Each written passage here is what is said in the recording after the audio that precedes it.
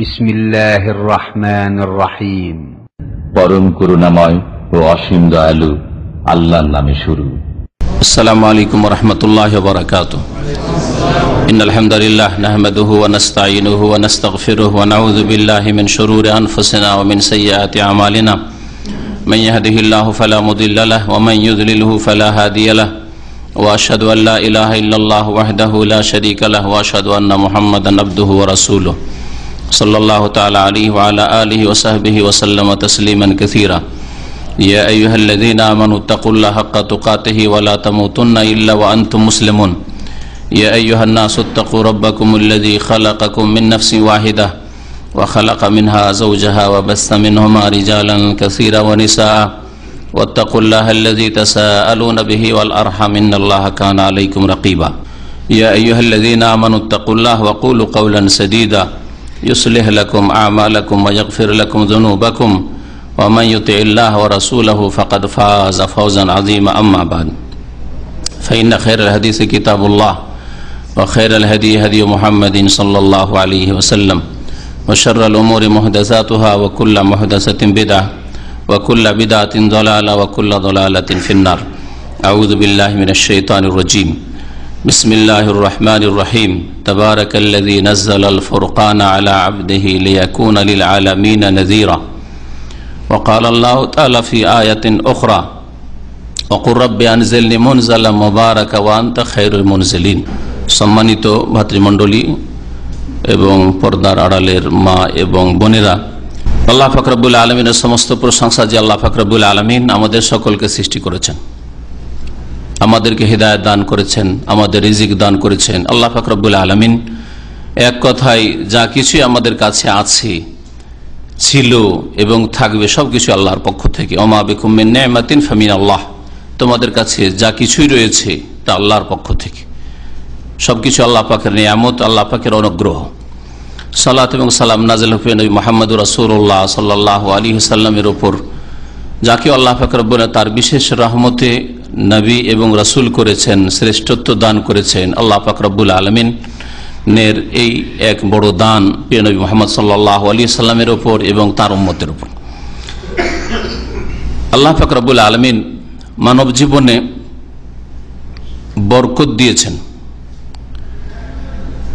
এই বরকত হাসিল করার জন্য কিছু ইবাদতগত পদ্ধতি রয়েছে, আর কিছু রয়েছে পার্থিব উপায় বা উপকরণ, মাধ্যম, যেগুলির মাধ্যমে আপনি বরকত হাসিল করার জন্য, আপনার জীবনটা বরকতময় করার জন্য, আপনার কাজ কর্ম, আপনার সব কিছুই যাতে করে বরকতপূর্ণ হয়, এর জন্য আপনি সচেষ্ট হবেন।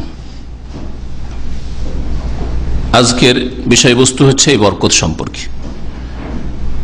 আল্লাহ পাক রব্বুল আলামিনের যেমন নিয়ামত সবকিছুই বললাম, তার মধ্যে একটি হচ্ছে বরকত। এই বরকত, যেটি আরবি ভাষায় বারাকাহ, আমরা বাংলা ভাষায় সেটাকে বরকত বলে থাকি। এই বারাকাহ বা বারকাতুনের বহু বচন হচ্ছে বারাকাত, আমরা সেটাকে বারাকাতকে বরকত বলে থাকি। এই বরকত শব্দটি আমরা বাংলা না হইলেও আরবি হইলেও খুব সুন্দর করেই মোটামুটি বুঝি, যদিও শাব্দিক অর্থ অধিকাংশ মানুষই বলতে পারবো না।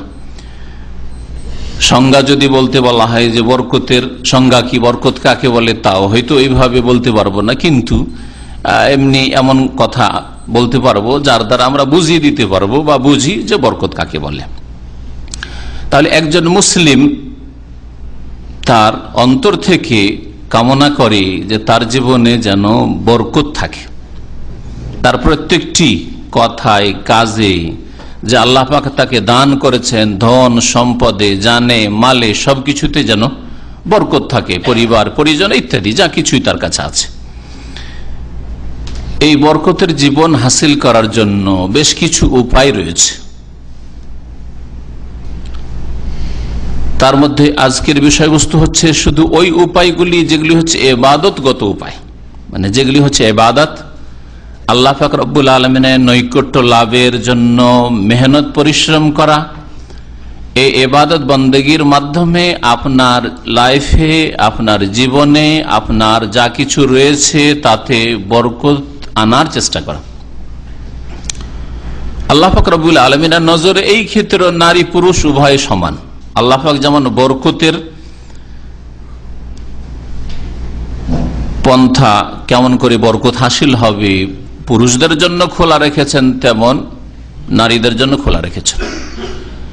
বরকতপূর্ণ জীবন ইবাদত বন্দেগীর মাধ্যমে এবং পার্থিব যে সব মাধ্যম রয়েছে সেগুলির মাধ্যমে যেমন একজন পুরুষ মানুষ বরকতপূর্ণ জীবনের জন্য সচেষ্ট হতে পারে, তেমনি একজন নারীও পারে। এটা হচ্ছে প্রতিযোগিতার ময়দান। আফিযালিকা ফালিয়াতানাফাসিল মুতানাফিসুন। আল্লাহ পাক কোরআনে কারীমে বলেছেন যে ভালো কাজের ক্ষেত্রে যারা প্রতিযোগী তারা যেন প্রতিযোগিতা করে। কোরআনে কারীমে এই বরকত শব্দটি বিভিন্ন ভাষায়, এক বচন, বহু বচন, আবার কখনো ক্রিয়া দিয়ে বিভিন্ন ক্ষেত্রে, আল্লাহ পাকের ক্ষেত্রে, আল্লাহ পাকের কিতাব কোরআনে কারীমের ক্ষেত্রে, আম্বিয়া রসুলগণের ক্ষেত্রে, বিভিন্ন মোবারক স্থানের ক্ষেত্রে, মোবারক সময়ের ক্ষেত্রে, ইবাদত বন্দেগীর ক্ষেত্রে বরকত শব্দটি উল্লেখ করেছেন। এক দুটি আয়াত দিয়ে শুরু করি, যে আয়াতগুলিতে আল্লাহ পাক বরকতের কথা বলেছেন। মহান আল্লাহ ইরশাদ করেছেন সূরা ফুরকানের শুরুতেই। এরকম কোরআনে কারীমের একাধিক সূরা রয়েছে যে সূরাগুলি শুরু হয়েছে বরকতের বাক্য দিয়ে বা শব্দ দিয়ে, যেমন সূরা ফুরকান, সূরাতুল মুলক। মহান আল্লাহ ইরশাদ করেছেন তাবারাকাল্লাযী নাযালাল ফুরকান, বরকতময় সেই সত্তা, সেই জাতে পাক, সেই আল্লাহ, আল্লাযী নাযালাল ফুরকান, যিনি আল ফুরকান কোরআনে কারীম নাযিল করেছেন। এমন কিতাব নাযিল করেছেন যা হক এবং বাতিলের মাঝে পার্থক্যকারী, ভালো এবং মন্দের মাঝে পার্থক্য স্পষ্ট করে দিয়েছে, কোনো অস্পষ্টতা রাখেনি। এই জন্য আল কোরআনকে আল ফুরকান বলা হয়। ফারক মানে পার্থক্য, আর ফুরকান মানে পার্থক্যকারী, যে পার্থক্য করে। কোরআনে কারীমকে আল্লাহ পাক এই আয়াতে আল ফুরকান বলেছেন। বরকতময় সেই সত্তা যিনি আল ফুরকান নাযিল করেছেন তার বান্দা মুহাম্মদ সাল্লাল্লাহু আলাইহি ওয়াসাল্লামের উপর, লিয়াকুনা লিল আলামিন নাযীরা, যাতে করে তিনি মুহাম্মদ সাল্লাল্লাহু আলাইহি ওয়াসাল্লাম বিশ্ব জগতের জন্য সতর্ককারী সাব্যস্ত হতে পারেন। নবী মুহাম্মদ সাল্লাল্লাহু আলাইহি ওয়াসাল্লামকে আল্লাহ পাক রব্বুল আলামিন সারা বিশ্ব জাহানের জন্য, মানুষের জন্য, জিনের জন্য, আর বিশ্ব জাহানের সৃষ্টির লক্ষ্য উদ্দেশ্য হচ্ছে মানুষ জিন দিয়ে আল্লাহ পাকের ইবাদত বন্দেগী প্রতিষ্ঠা করা। তো আল্লাহ পাকের বান্দা মানুষ এবং জিন যাতে করে তার বন্দেগী করে, তার ইবাদত বন্দেগী করে, তার আদেশ নিষেধ মেনে চলে, তার নাজিলকৃত বিধান মোতাবেক জীবন যাপন করে, আর তাদেরকে এই মর্মে নবী মুহাম্মদ সাল্লাল্লাহু আলাইহি ওয়াসাল্লাম যাতে করে সতর্ক করে দেন, এমন কথা বলার সুযোগ কোনো মানুষ বা জিনের না থাকে বিচার দিবসে, কিয়ামতের দিনে, যে আল্লাহ আমরা তো বুঝতাম না, আমরা তো জানতাম না, আমাদেরকে তো বলা হয়নি, আমাদেরকে তো সচেতন করা হয়নি, এই কথা বলার যেন কোনো অবকাশ না থাকে। লিয়াকুনা লিল আলামিন নাযীরা। তো আল্লাহ পাক রব্বুল আলামিন এই আয়াতে তার জাতে পাককে, তার সত্তাকে বরকতময় বলে আখ্যায়িত করেছেন। তাবারাকাল্লাযী, বরকতময় সেই আল্লাহ পাক রব্বুল আলামিন। তাহলে বরকতের আধার আল্লাহ পাক রব্বুল আলামিনের জাত, সত্তা, আল্লাহ পাক রব্বুল আলামিনের সিফাত, গুণাবলী, আল্লাহ পাক রব্বুল আলামিনের বাণী, আল্লাহ পাকের কালাম, আল্লাহ পাক রব্বুল আলামিন যেসব জিনিসে, বিষয়ে, ব্যক্তিতে বরকত রেখেছেন তাই বরকতময়। আল্লাহ পাক যদি কোনো জিনিসে, কোনো বস্তুতে, কোনো বিষয়ে, কোনো স্থানে, কোনো সময়ে বরকত না রাখেন সেটা বরকতের নয়। আল্লাহ পাক রব্বুল আলামিন আসল বরকতের মালিক, তিনি মুবারক। ফাতাবারাকাল্লাহু আহসানুল খালিকিন। আল্লাহ পাক রব্বুল আলামিন বড়ই বরকতময়, যিনি সবচাইতে সুন্দর সৃষ্টি করেছেন, আহসানুল খালিকিন। আল্লাহ পাক রব্বুল আলামিন দ্বিতীয় আয়াতে সূরা মুমিনুনের আয়াত নম্বর 29 তাতে ইরশাদ করেছেন, একটি একটি দোয়া সম্পর্কে, ওয়াকুর রব্বি আনজিলনি মুনজালাম মুবারাক ওয়া আনতা খায়রুল মুনজিলিন, নূহ আলাইহিস সালামের দোয়া। নূহ আলাইহিস সালাম যখন নৌযানে পানি জাহাজে চাপলেন লোকদেরকে নিয়ে, যারা মুমিন হয়েছিল, ঈমান নিয়ে এসেছিল, এবং তাতে যেসব ঘটনায় রয়েছে যে প্রত্যেক পশু পাখি থেকে এক জোড়া জোড়া করে, আর এই মহাবন্যা পৃথিবীতে আসলো।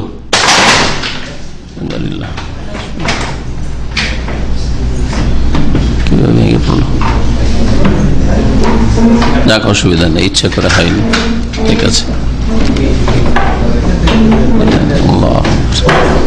সামনে বসেন, সামনে জায়গা খালি আছে, সামনে বসেন, সামনে চলে আসেন।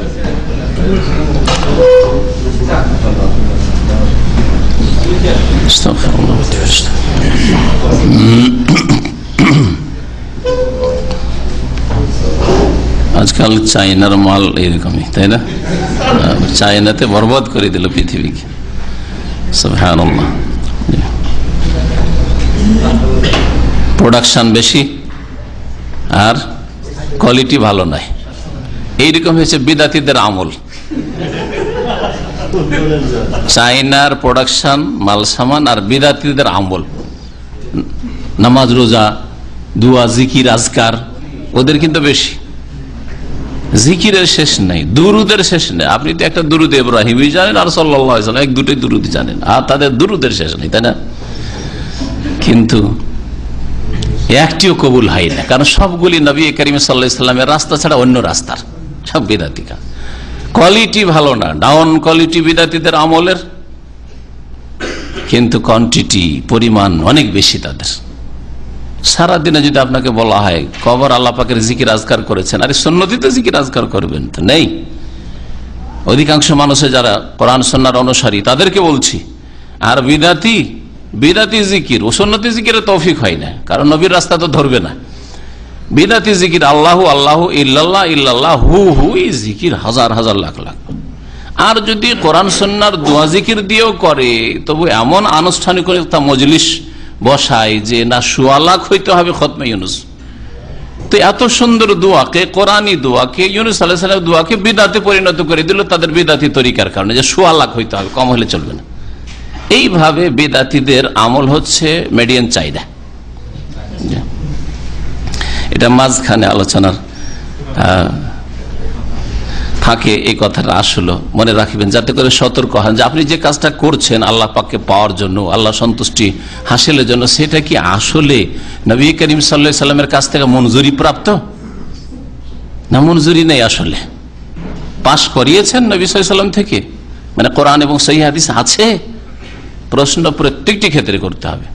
আপনি যেই তরিকায় নামাজ পড়ছে এটা কি নবীর নামাজ? যেই জিকির করছে এটা কি নবীর জিকির? এই যেই দুরুদ পড়ছেন এটা কি নবী সাল্লাল্লাহু আলাইহি সাল্লামের দুরুদ? না দুরুদের তাজ আর দোনাজ্জিনা দুরুদ মাহি আর দোয়া গঞ্জুল আরশ। আর ভিতরে গাপ কোথায় আসলো রে বাবা যে গঞ্জুল আরশ দোয়া, হ্যাঁ কোথায় বলেন এসব? যাই হোক, এগুলো থেকে সতর্ক হওয়া সব আগে ফরজ। কারণ গোনাকে গোনা মানুষ জানে, যেগুলো দুনিয়ার গোনা, জেনা, ব্যভিচার, মদ খাওয়া, এগুলোকে কাফেরও জানে যেগুলো গোনা, খারাপ কাজ। কিন্তু বিদাতি কাজকে মুসলিম ধার্মিক যারা বিদাতি তারাও গোনা মনে করে না। কবর মাজার পূজা, পীর মুরিদের ব্যবসা, সুফিবাদ, আর যত বিদাতি জিকির, বিদাতি দুরুদ, সবগুলি ধর্মের নামে হচ্ছে, ধর্মের নামে হচ্ছে। তো এই শিক্ষায় সৌদি আরব থেকে নিয়ে যেতে পারেন তো কামিয়াব। শিরক বিদাত মুক্ত হন, শিরক বিদাত মুক্ত হন, যেগুলিকে নেকি মনে করে করছে মুসলিমরা, অথচ শিরক আর বিদাত কখনো নাজাত পাবে না সব করে। এসব হচ্ছে মেডিয়ান চায়না কোয়ালিটি। আলোচনার বিষয়বস্তু আমাদের হচ্ছে বরকত হাসিলের উপায়, ইবাদতগত উপায়। এই আলোচনা করতে গিয়ে বললাম যে নূহ আলাইহিস সালাম কে আল্লাহ পাক রব্বুল আলামিন দোয়া শিখাচ্ছেন। ওয়াকুল, হে নবী বলো, নূহ আলাইহিস সালাম, রব্বে আনজিলনি মুনজালাম মুবারাকা, হে প্রতিপালক আমাকে বরকতময় স্থানে নামিয়ে দাও। আনজিলনি মুনজালান মুবারাকান, আর একটি কিরাত রয়েছে মানজিলা মুবারাকান, বরকতময় স্থানে। বরকতময় স্থানে অথবা বরকতের অবস্থায়, যে কোনো বরকতের জায়গায়, বরকতের স্থানে অথবা বরকতের অবস্থায় পৌঁছে দাও। আনজালনি মুনজালা মুবারাকা, বরকতময় স্থানে বা বরকতময় অবস্থায় আমাকে নামিয়ে দাও। ওয়া আনতা খায়রুল মুনজিলিন, তুমি সর্বশ্রেষ্ঠ অবতরণকারী বা নামানেওয়ালা। তুমি ভালো জায়গায়, বরকতের জায়গায় আমাকে নামিয়ে দাও। এমন জায়গায় গিয়ে না নামি যেখানে গিয়ে নামলে, অবতরণ করলে ইহকাল পরকালের ক্ষতি হয়। আপনি চিন্তা করুন, আপনি যখন বিদেশে এসছেন, প্রবাসে এসছেন, বা যে কোনো জায়গায় গিয়ে নামছেন, বিশেষ করে রুজি রোজগারের জন্য এসছেন, এই বিষয়টা নিয়ে যখন আসছিলেন, কত, যদি একজন মুসলিম হন তাহলে আল্লাহ পাকের কাছে কত চেয়েছেন। আর যদি মুসলিম, নামকে অস্তে মুসলিম, ও আল্লাহর কাছে চাওয়া যান না, বা অমুসলিম, তারপরেও মনের আকাঙ্ক্ষা, কামনা যে যেখানে যাচ্ছি যাতে করে ভালো হয়।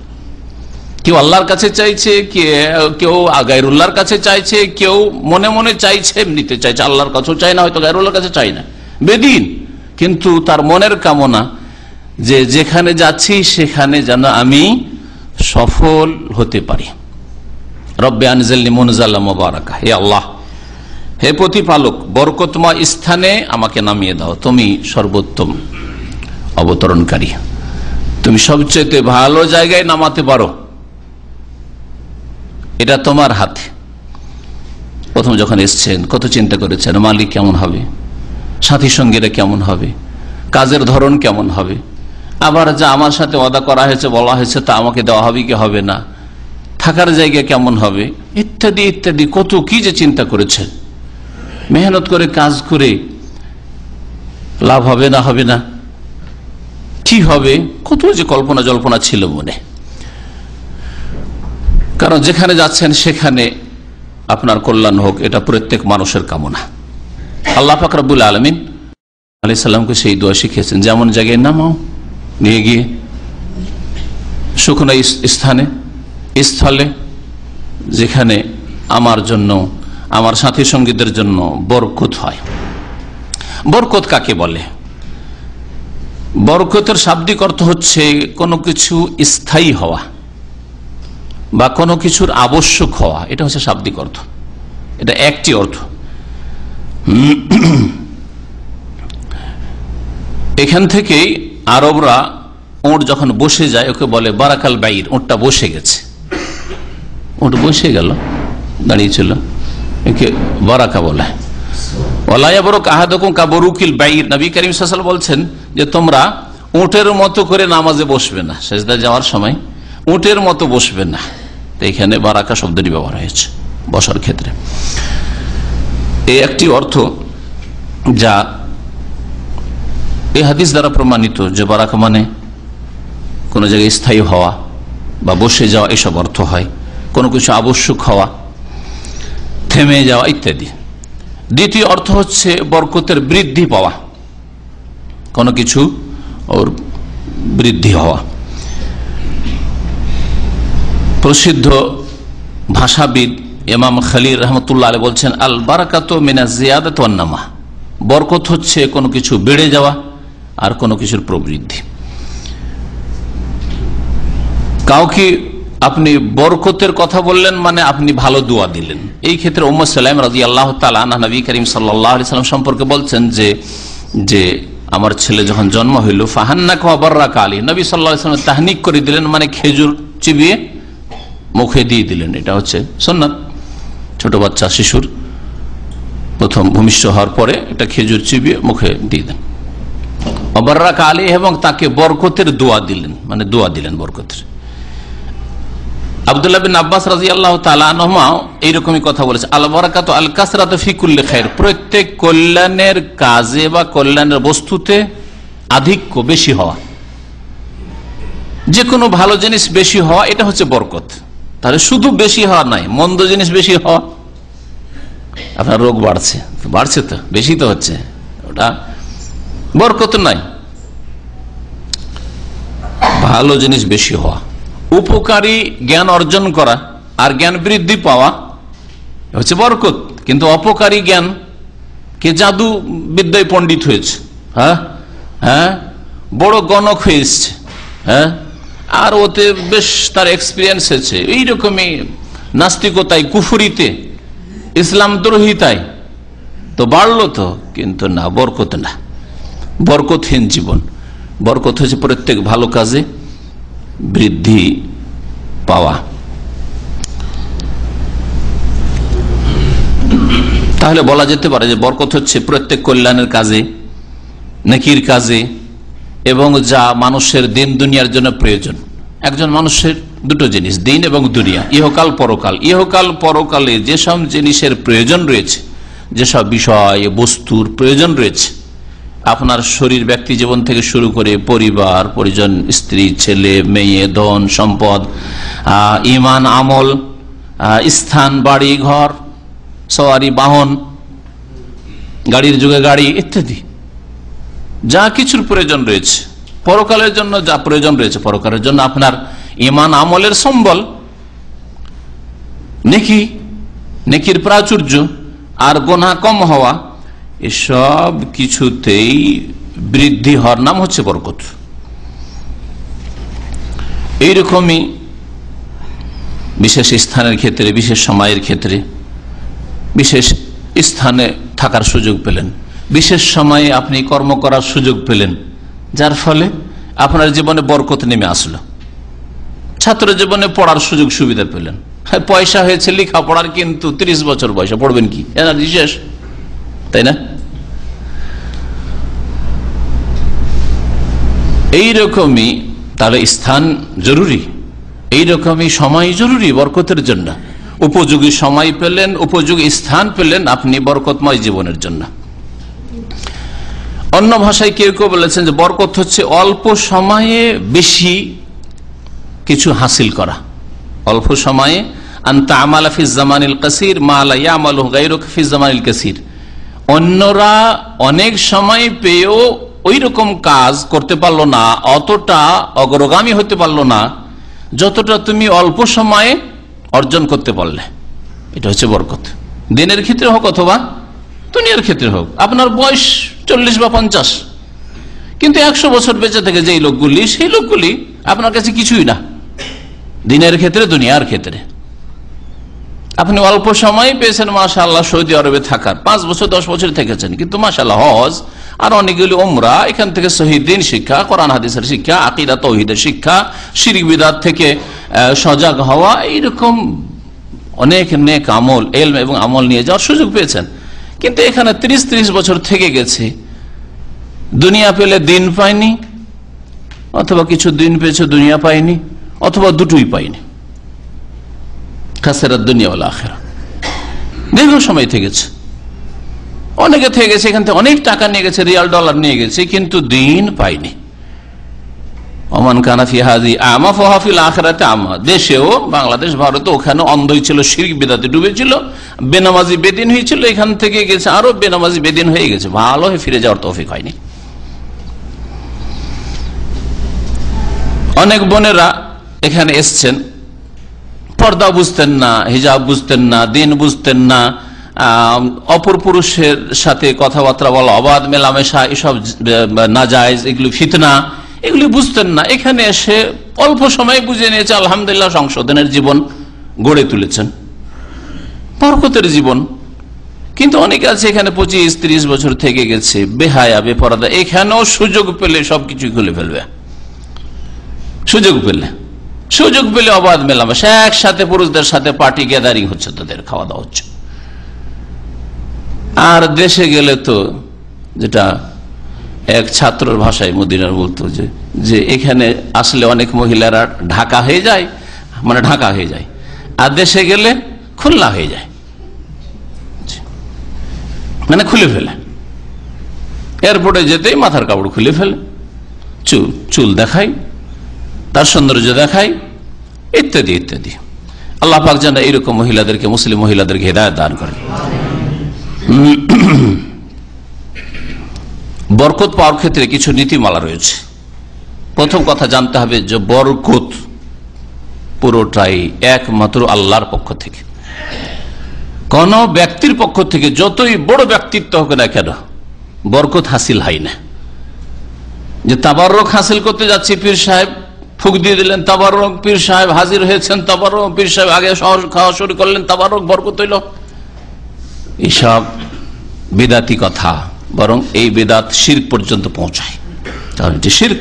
আপনি আল্লাহ ছাড়া অন্য থেকে বরকত হাসিল করার আকীদা রাখলেন, এটা শুধু বিদাতি নয়, বরং এটা হচ্ছে শিরকের বিদাত। শিরক।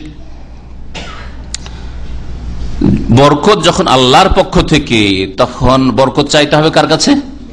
আল্লাহর কাছে চাইতে হবে। মহান আল্লাহ ইরশাদ করেছেন সূরা হুদের আয়াত নম্বর 48-এ, কিলা ইয়া নূহ, নূহ আলাইহিস সালামকে আল্লাহ পাক বললেন, ইহবিত বিসালামিন মিন্না, আমার তরফ থেকে শান্তির সাথে তুমি অবতরণ করে নেমে পড়ো, ওয়াবারাকাতিন আলাইক, আর আমার পক্ষ থেকে বরকতের সাথে তুমি নেমে পড়ো, তোমার উপর আমার পক্ষ থেকে কি হোক? বারাকাত, বরকত নাজিল হোক। শান্তি এবং বরকত আমার পক্ষ থেকে মিন্না, আল্লাহ বলেছেন তুমি অবতরণ করো পানি জাহাজ থেকে। ইব্রাহিম আলাইহিস সালাম সম্পর্কে আল্লাহ পাক ইরশাদ করেছেন সূরা হুদের আয়াত নম্বর 73-এ, রাহমাতুল্লাহি আলাইকুম ওয়া রাহমাতুহু আলাইকুম, রাহমাতুল্লাহি ওয়া বারাকাতুহু আলাইকুম আহলাল বাইত, আল্লাহ পাকের রহমত এবং আল্লাহ পাকের বরকত তোমাদের উপর হে ইব্রাহিম, তোমার উপর, তোমার পরিবার পরিজনের উপর, আহলাল বাইত, হে পরিবারের সদস্যরা, মানে ইব্রাহিম পরিবারের সদস্যরা, ইব্রাহিম আলাইহিস সালাম এবং তার স্ত্রী হাজার, তার আরেক স্ত্রী সারা, তার ছেলে ইসমাইল, তার ছেলে ইসহাক এবং ছেলের ছেলে, বলেন ইসহাকের ছেলে ইয়াকুব, ইয়াকুবের ছেলে ইউসুফ, বরকত আর বরকত। ইসমাইল আলাইহিস সালামের বংশে কোরাইশ বংশ, আর কোরাইশ বংশ থেকে নবী মুহাম্মদ রাসূলুল্লাহ সাল্লাল্লাহু আলাইহি ওয়াসাল্লাম। কত বরকত, কত বরকত এই বংশে। ইব্রাহিম আলাইহিস সালামের বংশে যেই বরকত হয়েছে, পৃথিবীর কোন মানুষের বংশে এত বরকত হয়নি। এই জন্যই তো দুরুদ ইব্রাহিমিতে বা সালাত ইব্রাহিমিতে শেখানো হয়েছে যে এইভাবে আপনি দুরুদ পেশ করবেন, সালাত পেশ করবেন, আল্লাহুম্মা সাল্লি আলা মুহাম্মদ ওয়া আলা আলি মুহাম্মদ কামা সাল্লাইতা আলা ইব্রাহিমা ওয়া আলা আলি ইব্রাহিম। তুলনা ইব্রাহিম আলাইহিস সালাম ইব্রাহিমের পরিবারের সাথে। আল্লাহুম্মা বারিক আল্লাহ, তারপরের অংশটুকু আল্লাহুম্মা বারিক আল্লাহ, কারণ বরকতের বিষয়বস্তু, সুতরাং বরকতটা বলি। আল্লাহুম্মা বারিক আলা মুহাম্মদ ওয়া আলা আলি মুহাম্মদ কামা বারাকতা আলা ইব্রাহিমা ওয়া আলা আলি ইব্রাহিম ইন্নাকা হামিদুম মাজিদ। আল্লাহুম্মা বারিক আলা মুহাম্মদ, হে আল্লাহ মুহাম্মদ সাল্লাল্লাহু আলাইহি সাল্লামের উপর বরকত নাজিল করো, বরকত দান করো। প্রত্যেক মুসলিম প্রত্যেক নামাজের তাশাহুদে কি পড়ছে? এই দুরুদ, এই সালাত পড়ছে। আল্লাহ তুমি মুহাম্মদ সাল্লাল্লাহু আলাইহি সাল্লামকে বরকত দাও, ওয়া আলা আলি মুহাম্মদ, মুহাম্মদ সাল্লাল্লাহু আলাইহি সাল্লামের বংশেও যারা মুমিন মুমিনাত সহিহ আকীদার উপর রয়েছে তাদের বংশে, এমন না যে আওলাদের রাসূলের নামে কবর মাজার পূজা আর পীর পূজায় ব্যস্ত আর নাম আওলাদের রাসূল না। নবী করিম সাল্লাল্লাহু আলাইহি ওয়াসাল্লামের এই জন্য একটি হাদিস রয়েছে যে আমার বংশ হচ্ছে কুল্লু মুমিনিন তাকি, আমার আল হচ্ছে মুমিন মুত্তাকি, আল্লাহ ভীরু মুমিন। তাহলে যারা ইমানের জায়গায় শিরক শুরু করেছে, বিদাত শুরু করেছে, তাকওয়ার জায়গায় গুনাহে ডুবে গেছে, পাপে ডুবে গেছে, অন্য রাস্তা নিয়েছে, নবী করিম সাল্লাল্লাহু আলাইহি ওয়াসাল্লামের রাস্তা ছাড়া, যদিও বংশের দিক থেকে, রক্তের দিক থেকে সম্পর্ক নবী করিম সাল্লাল্লাহু আলাইহি ওয়াসাল্লামের সাথে হোক না কেন, আসলে সম্পর্ক নেই এই বরকতের সাথে, তাদের জন্য বরকত নাই। আল্লাহ বারিক আলা মুহাম্মদ, হে আল্লাহ মুহাম্মদ সাল্লাল্লাহু আলাইহি ওয়াসাল্লামকে বরকত দান করো, ওয়া আলা আলি মুহাম্মদ, মুহাম্মদ সাল্লাল্লাহু আলাইহি ওয়াসাল্লামের বংশের উপর বরকত নাজিল করো, কামা বারাকতা আলা ইব্রাহিম, যেমন তুমি বরকত নাজিল করেছো ইব্রাহিম আলাইহিস সালামের উপর, আর ওয়া আলা আলি ইব্রাহিম, ইব্রাহিমের বংশের উপর। ইব্রাহিম আলাইহিস সালামের বংশে কত নবী রাসূল, ওই রকম বরকত মুহাম্মদ সাল্লাল্লাহু আলাইহি ওয়াসাল্লামের এবং তার পরিবার পরিজনে বরকত দান করো। বরকত আল্লাহর পক্ষ থেকে, যখন বরকত আল্লাহর পক্ষ থেকে, সুতরাং এই বরকত যদি আর কারো কাছে চান তাহলে এর নাম কি হবে? শিরক হবে।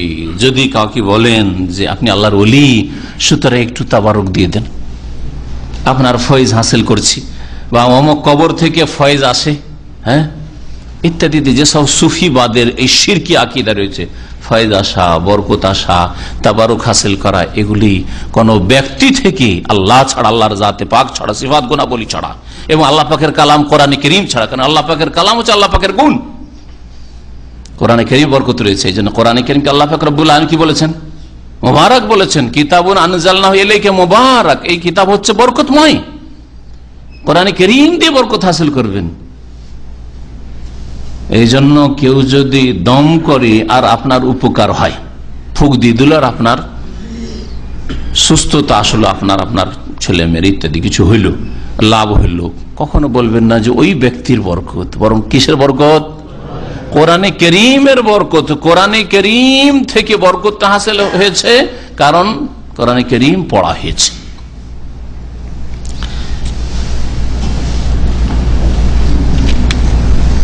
বরকত সম্পর্কে দ্বিতীয় বিষয়টি যেটা নীতিমালা জেনে রাখবেন, সেটা হচ্ছে কোন বস্তুতে বরকত হোক অথবা কথায় হোক, কাজে হোক, এই বরকতগুলি বস্তু, ব্যক্তি, কথা, কাজ বা স্থান, কাল, এগুলিতে যে বরকত রয়েছে, এগুলিতে বরকত নেই, বরং এগুলি হচ্ছে বরকতের উপায়।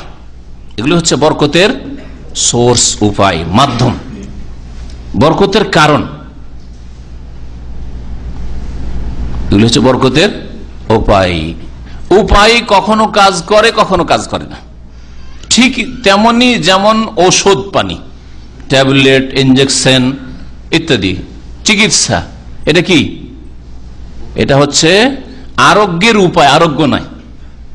ঔষধের মধ্যে এই ক্ষমতা কেউ বিশ্বাস করে না যে এর মধ্যে ক্ষমতা, মুসলিম হিসাবে কেউ বিশ্বাস করে না যে এর মধ্যে এই ক্ষমতা আছে যে আমাকে ঔষধে ভালো করে দেবে।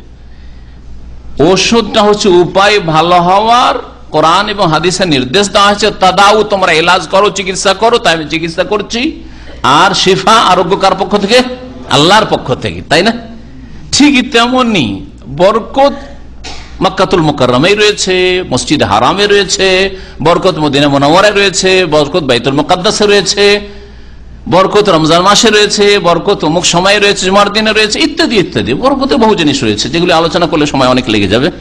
আল্লাহ পাক সুযোগ দিলে বিস্তারিত ওগুলো আলোচনা হয়তো অন্য আর একটা আলোচনায় রাখবো। এক কথায় জেনে রাখুন যে কোন ব্যক্তি, বস্তুই অথবা স্থানে, কালে, কথায়, কাজে যে বরকত রয়েছে, এটা হচ্ছে বরকত। কেমন? এগুলি হচ্ছে বরকতের উপায়, এগুলি বরকত নাই। বরকতের মালিক কে? আল্লাহ পাক রব্বুল। আল্লাহ যদি মনে করেন যে এইগুলির মাধ্যমে আপনাকে বরকত দেবেন, তাহলে বরকত হাসিল হবে। আর না হলে এমন হচ্ছে যে কেউ যদি মক্কায় মরে যায়, মদিনায় মারা যায়, আর ওখানে দাফন হয় জান্নাত, যেমন বিদাতীদের কথা, তাই না? এমন কথা না। ঈমান আমলের অবস্থায় যদি মক্কা মুকাররমা, মদিনা মুনাওয়ারা থেকে, সেখান থেকে বরকত হাসিল করার যোগ্যতা তার মধ্যে ঈমান এবং নেক আমল থাকে, তাহলে জান্নাত পাবে। কিন্তু ঈমানবিহীন, আমলবিহীন, বেনামাজি, বেদিন যারা এইসব মোবারক জায়গায় বাস করে, মোবারক রমজান পেল, মোবারক মৌসুম জিলহজ মাসের 10 দিন পেল, কোন বরকত পেল? পেল না। তাই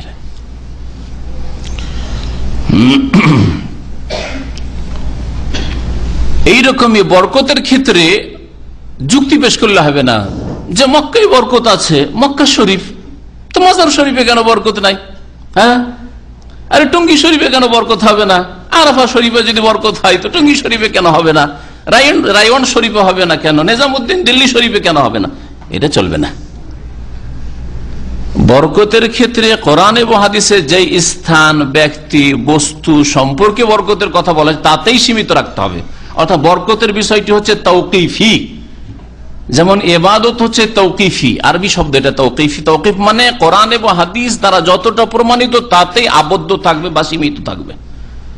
জোহরের নামাজ ফরজ 4 রাকাত, 4-5 করলে কোনো নেকি পাবেন না, ঠিক না? বেশি তো করলেন নেকি পাবেন? নেকি পাবেন না। যুক্তি কি যে 4-5-6 চলবে না? না, যুক্তি না। কোরআন এবং হাদিস তাই বলে, আল্লাহ এবং তার রাসূল এই বলেছেন, সুতরাং এটি হচ্ছে ইবাদত। ঠিক তেমনি বরকতের বিষয়, যেই জিনিস, ব্যক্তি, বস্তুতে, স্থানে, কালে বরকতের কথা বলা, কথায়, কাজে বরকতের কথা বলা হয়েছে, তাতেই শুধু বরকত রয়েছে। ওর ওপর আপনি যুক্তি পেশ করে এতে যখন বরকত, ওতেও বরকত আছে, এটাতে বরকত আছে তো ওটাতেও বরকত আছে, এখানেও ভালো কাজ হয়, ওখানেও ভালো কাজ হয়, সুতরাং এতেও বরকত আছে, ওতেও বরকত আছে। এই রাস্তা খোলা চলবে না, এইসব বরকতের নীতিমালা। কোন ব্যক্তি বা বস্তুতে বা কোন স্থানে কালে যে আল্লাহ পাক বরকত দিয়েছেন, এটা আল্লাহ পাকের অনুগ্রহ। ওই জায়গাগুলোর বা ওই সময়ের তাতে কোন রকমের যে ক্ষমতা রয়েছে, তার মধ্যে কোনো বৈশিষ্ট্য রয়েছে, এমন কিছু নাই। কারণ এই রাস্তা খুলে দিয়ে কি হয়েছে, মদিনার মাটি কেউ নিয়ে যায়, কেউ মক্কার মাটি নিয়ে যায়, কেউ জমজম পানি দিয়ে কি করে, কাফন ধুয়ে নিয়ে যায়। এগুলি বরকত, আশা বরকতের। জমজম পানি পান করলে বরকত, তাই না? কিন্তু জমজমে আপনি কাফন ধুয়ে নিয়ে যাবেন, আর কখন মরবেন, 10 বছর 20 বছর, আল্লাহ জানে কখন যে মত আছে, হাজিরা করে না এগুলো। মদিনার মাটি বা বিশেষ বিশেষ জায়গা আছে মদিনা, সেগুলোর মাটি নিয়ে যায়। এগুলি হচ্ছে শিরকি কাজ, শিরকি আকীদা। কারণ বরকতের বিষয়টি হচ্ছে কোরআন এবং হাদিস দ্বারা প্রমাণিত, তাতেই সীমিত থাকতে হবে, নিজের পক্ষ থেকে করলাম। আর আরেকটা যেটা বললাম নীতিমালা, সেটা হচ্ছে যে এইগুলি হচ্ছে বরকতের কারণ, এগুলি হচ্ছে বরকতের কারণ এবং আল্লাহ পাকের অনুগ্রহ। তার মধ্যে যে বিশেষ কোনো বৈশিষ্ট্য আছে এই জন্য বরকত, এমন কথা নয়। আল্লাহ পাক রব্বুল আলামিন দান করেছেন বরকত, সেই জন্য বরকত। আল্লাহ পাক রব্বুল আলামিন অনুগ্রহ, আল্লাহ পাক এগুলোকে কারণ করেছেন, উপায় উপকরণ মাত্র। বরকত কিভাবে আসবে, কথা লম্বা হয়ে যাচ্ছে, আসল বিষয়ের দিকে আসি। আপনার জীবনে বরকত কি করে নেমে আসবে, আপনার জীবনটা নিয়ে চিন্তা করুন আগে এই আলোচনা শোনার।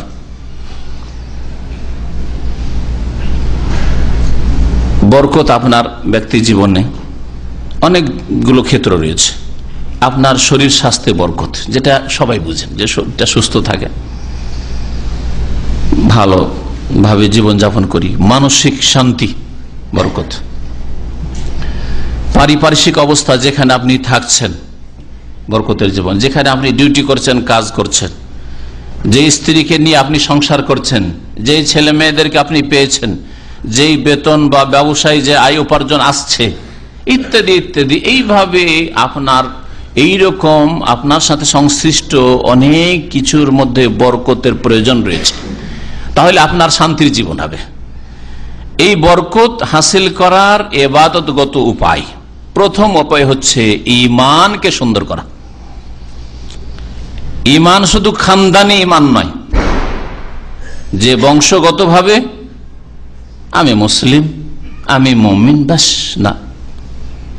ঈমানকে সুন্দর করবেন, যে ঈমানের মধ্যে রয়েছে সহি আকীদা গ্রহণ করবেন আপনি, ভ্রান্ত আকীদা, বাতিল আকীদাকে বর্জন করবেন, শিরক মুক্ত হবেন, বিদাত মুক্ত হবেন, তৌহিদকে জানবেন এবং তৌহিদের বাস্তবায়ন করবেন অন্তরে, কথায়, কাজে, যাতে করে আল্লাহ পাকের একত্বের বাস্তবায়ন হয়। আল্লাহ পাকের প্রতি ঈমান, এটা হচ্ছে ঈমানের একটা অংশ। তারপরে আল্লাহ পাকের মালায়েকা ফেরেশতাদের প্রতি ঈমান। ফেরেশতাদের ক্যামেরা সবসময় লাগানো আছে, এই চেতনা সবসময় জাগিয়ে রাখা, এই কথা সবসময় মনে স্মরণ রাখা যে আমার তো ক্যামেরা এখানে লাগানো আছে। আমাদের হলগুলিতে বাইরে ক্যামেরা লাগানো আছে, ওখান দিয়ে চলাফেরা একরকম ভাবে করে, আর অফিসের মধ্যে এখানে বা এতে আপনার হলে ক্যামেরা নেই, এখানে আলাদা হবে, তাই না? এই পার্থক্য কেন? কারণ ওই ক্যামেরাতে দেখতে পাচ্ছে, কিন্তু ক্যামেরাওয়ালা, তাই না? মানুষের ক্যামেরা সম্পর্কে যদি এত সজাগ আপনি হন, আজকাল যারা গাড়ি চালাচ্ছেন এখানে, তারা বলেন যেই সিগন্যালে ক্যামেরা লাগানো আছে, আজকাল সাহেরের ক্যামেরা লাগানো আছে, দেখেন কত সজাগ। যে এলাকায় ক্যামেরা লাগানো আছে, স্পিড কমে গেল আপনার, কত ভদ্র মাশাআল্লাহ ড্রাইভার, আপনি কত ভালো মানুষ, ফেরেশতা চরিত্রের মানুষ। আর যখন দেখলেন এই লম্বা সফরে ফিরছিলাম আমাদের ভাইদের সাথে, তো বলছে যে একটা কায়দা কানুন জেনেলেন, সেটা হচ্ছে রিয়াজ থেকে বেরিয়ে 100 কিলোমিটার, আর এইদিকে দামাম থেকে 100 কিলোমিটার, সব সাবধান, আর তার মাঝখানে ফ্রি, যত পারো। ধার্মিক নামাজি মানুষ, কোরআন হাদিস বোঝা মানুষ 160, 70, 80 চালাবেন। আপনি তো আত্মহত্যা করবেন যদি এইরকম অবস্থায় দুর্ঘটনা ঘটে। তারপরে আল্লাহর নাফরমানি করলেন, আপনি শাসকের নাফরমানি করলেন। এতগুলি রোগ আপনার মধ্যে রয়েছে, কোথায় সংশোধনের জীবন আপনার? মালায়েকাকে বিশ্বাস করবেন, ঈমান। ঈমান আপনার জীবনে যত মজবুত হবে তত বরকত নেমে আসবে। আরো যেসব ঈমান রয়েছে, পরকালের প্রতি ঈমান, হ্যাঁ, আল্লাহ পাকের কিতাব কোরআনে কারীমের বিধানের প্রতি ঈমান, আল্লাহ পাক রব্বুল আলামিনের রাসূলের প্রতি ঈমান ইত্যাদি, যেসব ভালো মন্দ তকদিরের প্রতি ঈমান, কষ্ট হলো জেনে নেবেন, অপ্রীতিকর কিছু ঘটলো, মনের আশা পূরণ হলো না, আলহামদুলিল্লাহ আলা কুল্লি হাল, নিচের দিকে দেখবো উপর দিকে দেখবো না, ভালো পেয়েছি আলহামদুলিল্লাহ, বেটার চান্স পেয়েছি, অহংকার আসবে না অন্তরে, আল্লাহ পাকের শুকরিয়া আদায় করব, এইরকম জীবনে বরকত নেমে আসবে। ঈমানকে সুন্দর করে, এক কথায় খুব সংক্ষেপে।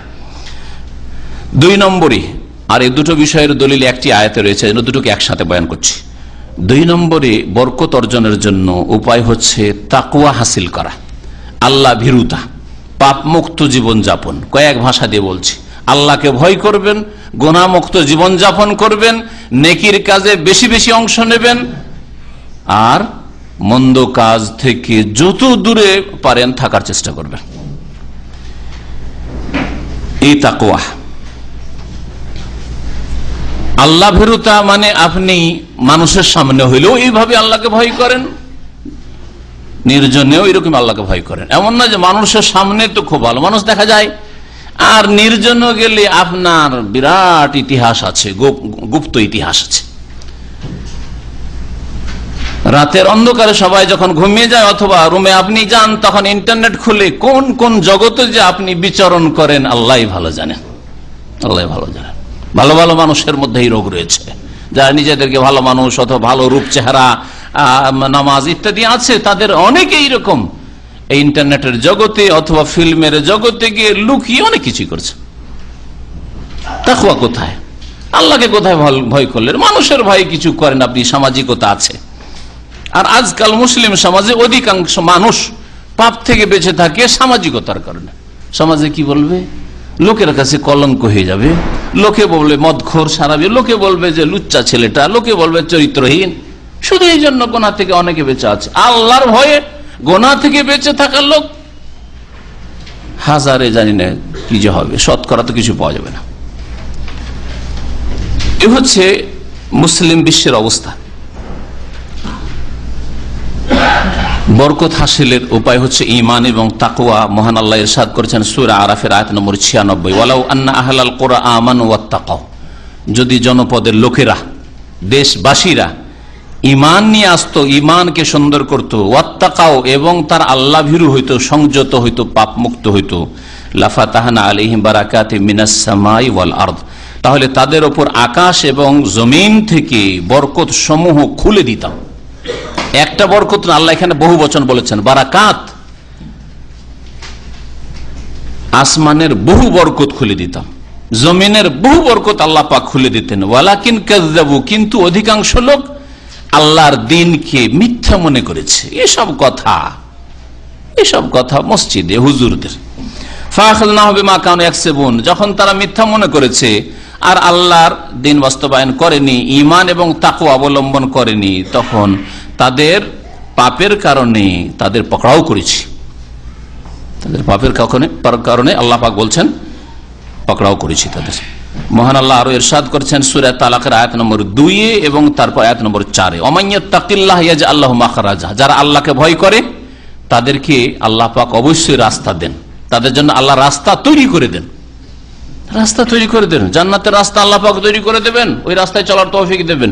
দুনিয়ায় বরকতের রাস্তা আল্লাহ পাক খুলে দেবেন, ইয়াজআল লাহু মাখরাজ, এক্সিট, আল্লাহ পাক রাস্তা খুলে দেবেন। ইরশাদ করেছেন ওমাইয়াত্তাকিল্লাহ ইয়াজআল লাহু মিন আমরি ইউসরা, যে ব্যক্তি আল্লাহকে ভয় করে তার কাজকে আল্লাহ পাক সহজ করে দেন, যেখানে যাবেন আল্লাহ পাক সহজ করে দেবেন। বিদেশে যেতে চাইছেন সহজ করে, ব্যবসা করতে চাই আল্লাহ সহজ করে দেবেন, রিলিজ চাইছেন সহজ করে দেবেন, ইত্যাদি আল্লাহ সহজ করে দেবেন। তাকওয়া যদি থাকে তো আল্লাহ পাক কাজকে মানুষের সহজ করে দেন। আর তাকওয়ার বিপরীত যদি হয় তাহলে ফাসানু ইয়াসসিরহু লিল উসরা, আল্লাহ কঠিন করে দেন, কঠিন করে দেবেন, যেখানে যাবেন কঠিন।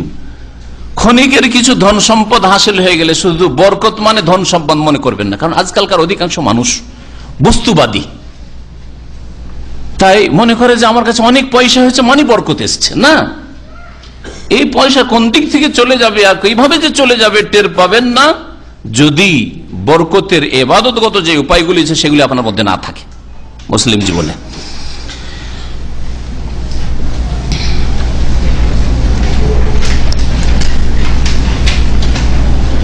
বরকত আনার জন্য ঈমান এবং তাকওয়া লাগবে।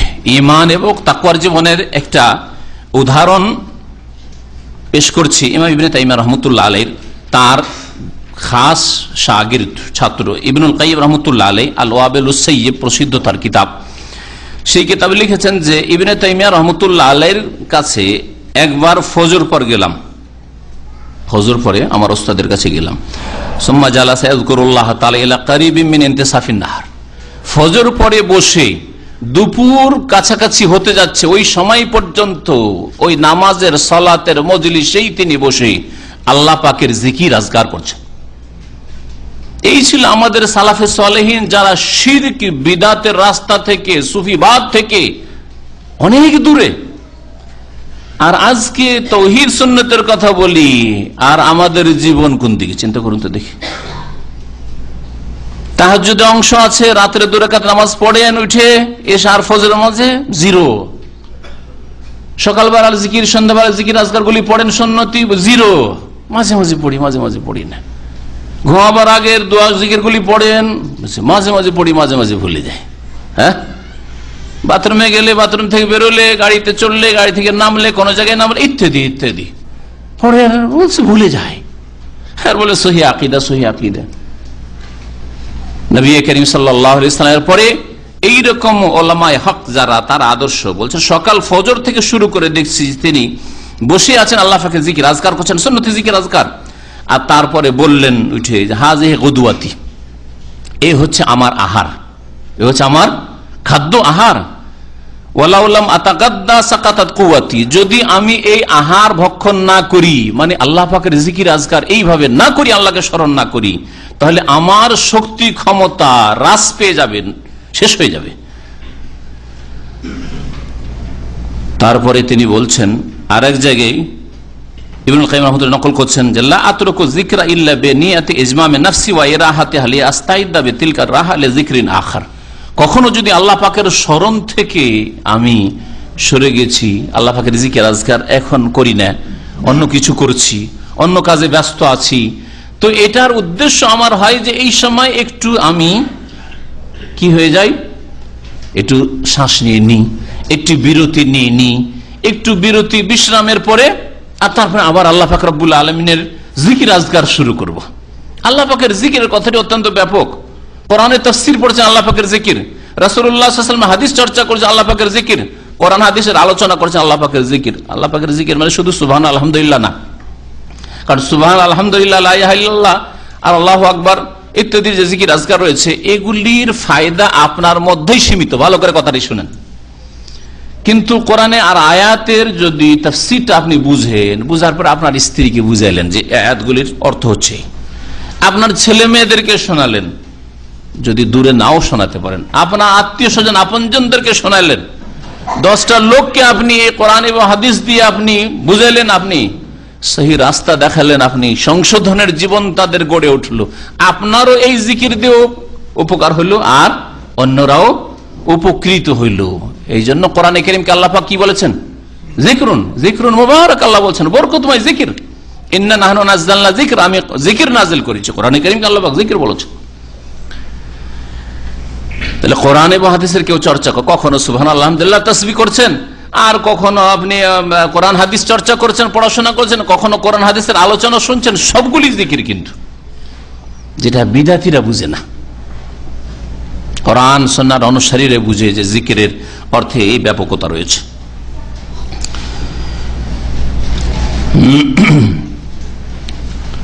3 নম্বর উপায় হচ্ছে বরকত নিয়ে আসার জীবনে বেশি বেশি আল্লাহর কাছে তওবা ইস্তেগফার করা।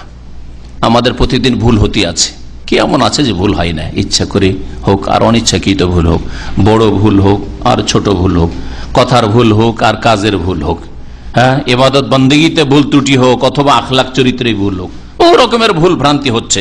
সুতরাং বেশি বেশি আল্লাহর কাছে তওবা ইস্তেগফার করতে হবে।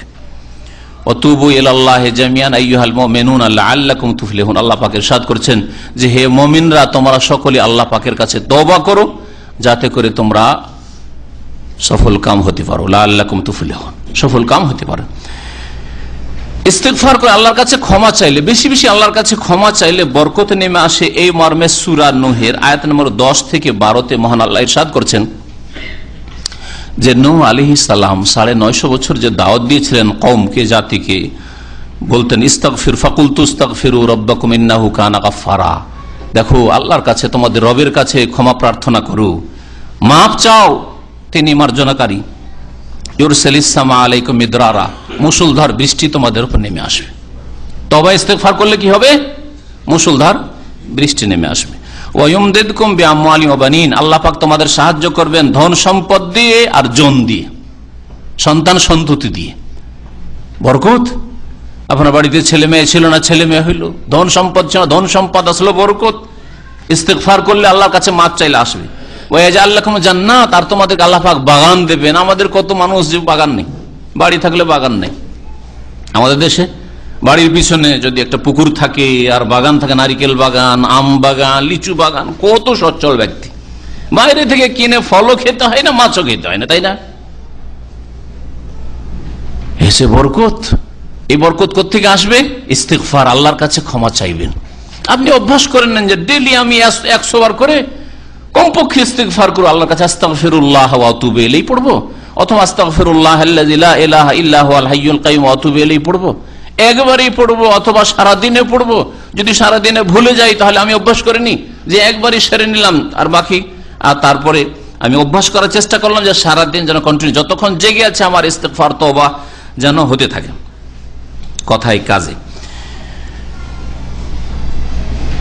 মহান আল্লাহ আরো ইরশাদ করেছেন সূরা হুদের আয়াত নম্বর 3, ওয়ানিস্তাগফিরু রাব্বাকুম, তোমরা তোমাদের প্রতিপালকের কাছে মার্জনা কামনা করো, মাফ চাও। আল্লাহর কাছে ইস্তিগফার করলে, ইস্তিগফার পড়লে কি হয়? আর সুম্মা তুবু ইলাইহি, আর তার কাছে তওবা করো। ইউমাত্তিউকুম মাতান হাসানা, উত্তম সামগ্রী তোমাদেরকে আল্লাহ দেবেন। মাতান হাসানা, দুনিয়ার সমস্ত বস্তুকে মাতা বলা হয়েছে। হ্যাঁ, ইন্নামা হাযিল হায়াতুদ দুনিয়া মাতা ওয়া ইন্নাল আখিরাতা হিয়া দারুল করার, আল্লাহ পাক বলেছেন একটি আয়াতে, তাই না?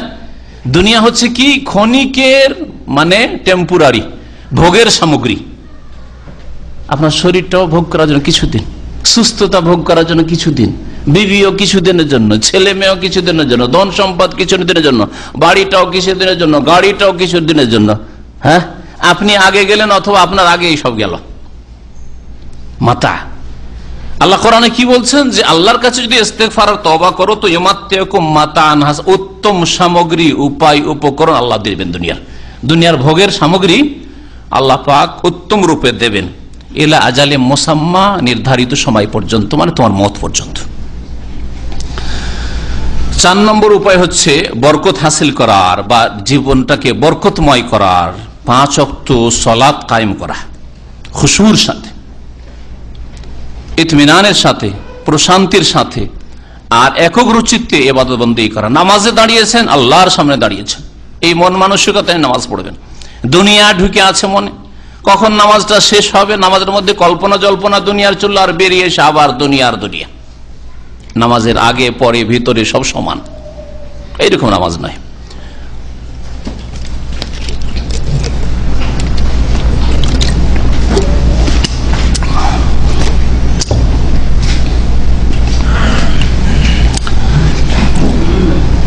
এই মর্মে একটি আয়াত পেশ করি যে বরকত হাসিলের উপায় হচ্ছে 5 ওয়াক্ত নামাজ পড়া। 5 ওয়াক্ত নামাজ তাহলে যারা পড়েন না তাদের জীবনে বরকত নেই, ভালো করে শুনে রাখেন। যারা 4 ওয়াক্ত পড়েন, ফজর পড়েন না, সূর্য উঠিয়ে দেন, বরকত নেই বা ঘাটতি আছে বরকত। এই যেমন অশান্তি ছুটে না, বালা মুসিবত দূর হয় না, আর দুনিয়ার কিছু পেলে আখেরাত খারাপ হচ্ছে, মনে রাখবেন।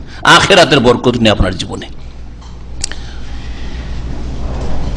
দুনিয়ার ক্ষেত্রেও যদি আপনি সূক্ষ্মভাবে দেখেন, ধাক্কা খাচ্ছেন, যেখানে সেখানে ধাক্কা খাচ্ছেন, যেখানে সেখানে ধাক্কা খাচ্ছেন, কিন্তু বুঝছেন না যে কত ফজর নষ্ট করলাম, কত আসর নষ্ট করলাম। করেন আয়াতটা আপনাদের শোনাই। আল্লাহ পাক ইরশাদ করে, ওয়ামুর আহলাকা বিসসালাহ, হে নবী তুমি তোমার পরিবারকে নামাজের নির্দেশ করো। নিজে তো নামাজ পড়বেন, নিজের পরিবারকেও নামাজে নির্দেশ দিতে হবে। ওয়াস্তাবির আলাইহা, এবং এই নামাজের উপর, সালাতের উপর অটলতা অবলম্বন করো, অটল থাকো। ফজর পড়ছেন না, ফজর সূর্য ওঠার পরে পড়ছেন, জামাত পাচ্ছেন না, আর বলছেন নামাজের উপর অটল। কোথেকে অটল আপনি নামাজের উপর? লা নাসআলুকা রিজকা, তোমার কাছে হে বান্দা, তোমার কাছে আমি রিজিক চাই না যে নামাজ পড়লে আমি রিজিক পাবো আল্লাহ, বরং নাহনু নারযুকুকা, আমি আল্লাহ তোমাকে রিজিক দেব।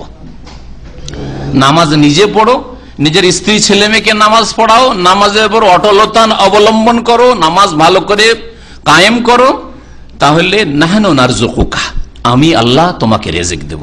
ওয়াল আকিবাতু লিত্তাকওয়া, আর উত্তম পরিণাম, ভালো পরিণাম কার জন্য রয়েছে? আল্লাহ ভীরুতার জন্য, আল্লাহ ভীরু যারা তাদের জন্য রয়েছে। সূরা তাহার আয়াত নম্বর 132। প্রখ্যাত তাবী ওয়াহাব বিন মুনাব্বিহ রাহিমাহুল্লাহ তাআলা বলছেন, কানাতিল কুরাবুল ইজামু তুকশাফু আনিল আউয়ালিন বিসসালাহ, বলছে আমাদের পূর্বপুরুষ যারা সালাফে সালেহিন, সাহাবায়ে কেরাম, তাবেঈন, তাবা তাবেঈন, স্বর্ণযুগের মানুষরা বা আগের উম্মতের যারা নেক লোকেরা, আউয়ালিন, কারণ ওয়াহাব বিন মুনাব্বিহ আগের দিনের ভালো জ্ঞান রাখতেন, আহলে কিতাব ছিলেন, তারপরে ঈমান নিয়েছিলেন। তো ওয়াহাব বিন মুনাব্বিহ বলছেন যে আগের লোকেরা, মানে প্রাচীন যুগের যারা ঈমানদার লোকেরা, আর এই যুগের যারা সাহাবায়ে কেরাম, তাবেঈন, স্বর্ণ যুগের তাবেঈন, এইসব মানুষরা, এদের বালা মুসিবত দূর হইতো কিসের মাধ্যমে? বিসসালাতে তুকশাফু, কানাতিল কুরাবুল ইজাম, বড় বড় বালা মুসিবত দূর হইতো তুকশাফু আনিল আউয়ালিন, প্রাচীন যুগের লোকের ওপর থেকে, বিসসালাতে, নামাজের মাধ্যমে। নামাজ পড়লে তাদের বালা মুসিবত দূর হইত। আপনি পরীক্ষা করে দেখেন, একেবারে পরীক্ষিত, যে কোনো কাজে বেরোচ্ছেন 2 রাকাত নামাজ পড়ে বেরোন। এমন কি আপনাদের বলছি ব্যক্তিগত একটা পরীক্ষার কথা, যাওয়া যাতে এই পাসপোর্ট অফিসগুলোতে সকাল 6টা থেকে লাইন 2টা পর্যন্ত থাকে অনেকে। কালকে এক ভাইকে দেখছি সকাল 6টা 7টা এসছে, বেচারা এখনো লাইনে আছে, 1:30টার সময় লাইনে আছে। আমি বিসমিল্লাহ বলে সকালবেলা 2 রাকাত নামাজ এই জন্য পড়লাম যে আল্লাহ তুমি এই লাইনটাকে আসান করো, এই কাজটাকে আসান করে দাও। আর তারপরে যাওয়া যেতে সকালবেলা নয়, গেলাম সেদিন জোহর পরই গেলাম, দেখি জোহর পর, কারণ লাইন শেষ অনেক সময় হয়ে যায় আর খালি থাকে, গেলাম। আলহামদুলিল্লাহ একবার ফিরালো যে এই জিনিসগুলো পুরো করে নিয়ে আসেন, আর তাড়াতাড়ি পূরণ করে নিয়ে গেলাম, আর সাথে সাথে 10 মিনিটের মধ্যে কাজটা হয়ে গেল। আলহামদুলিল্লাহ। আপনার ওই পুরনো যুগের কথা, প্রাচীন যুগের কথা বলছি না, আপনি আপনার জীবনে এইরকম আমল করার চেষ্টা করেন। যে কোনো কাজে বেরোচ্ছেন, 2 রাকাত নামাজ পড়ি, আল্লাহর কাছে আল্লাহ এই কাজটা কামিয়াব করো, আজকে আমি এই কাজটার জন্য যাচ্ছি যাতে কাজটা হয়ে যায়, পাসপোর্টটা আমি রিনিউয়াল করে যাচ্ছি, আল্লাহ যেন এই কাজটা হয়ে যায়, এই কাজের জন্য যাচ্ছি, আল্লাহ যেন এই কাজটা হয়ে যায়। ওয়াস্তাইনু বিসসবরি ওয়াসসালাহ, আল্লাহর কাছে সাহায্য তলব করো বিসসবরি, ধৈর্যের সাথে, আর কিসের সাথে? সালাত, নামাজের সাথে ধৈর্য লাগবে। আবার কোনোদিন না হইলে আপনি হার্ট ফেল করিয়েন না। একদিন নামাজ পড়ে গেলেন, আল্লাহ পরীক্ষা ফেলে দিলেন যে তোর আজ করে দিব না, দেখি তোর ইমানটা কেমন। ওই যে কাজ তো হইল না নামাজে, তার মানে লাভ নেই নামাজে, এরকম পড়ে, তাই না? এইরকম করবেন না, বিশ্বাস ধৈর্য লাগবে। আল্লাহ ধৈর্যের পরীক্ষা করছেন, এই এক পরীক্ষা, এই পরীক্ষা পাস করতে হবে।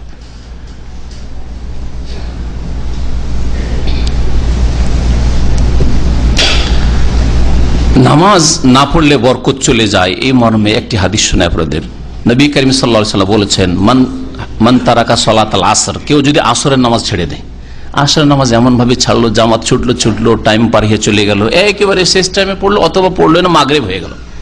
মান তারাকা সালাতাল আসর, কেউ যদি আসরের নামাজ ছেড়ে দেয়, তাহলে বা আল্লাযী তাফুতুহুল আসর, এই ভাষায় হাদিসটা শোনাই, যার তিরমিজিতে হাদিসটা রয়েছে, হাদিস সহিহ, যার আসরের নামাজ ছুটে যাবে, তাফুতুহুল আসর, ফাকান্নামা উতিরা আহলুহু ওয়া মালুহু, যেন তার পরিবার পরিজন, স্ত্রী, ছেলে মেয়ে এবং ধন সম্পদ ধ্বংস হয়ে গেল। তার মানে তার জীবনে আর বরকত নেই। আজকে আসরের নামাজ ছেড়ে দিয়েছেন, মাগরিব হয়ে গেছে, টাইম পার হয়ে চলে গেছে, পরোয়াই নেই, দুনিয়ার কাজে ব্যস্ত, আপনার জীবনে বরকত নেই। ভালো করে শুনে রাখেন।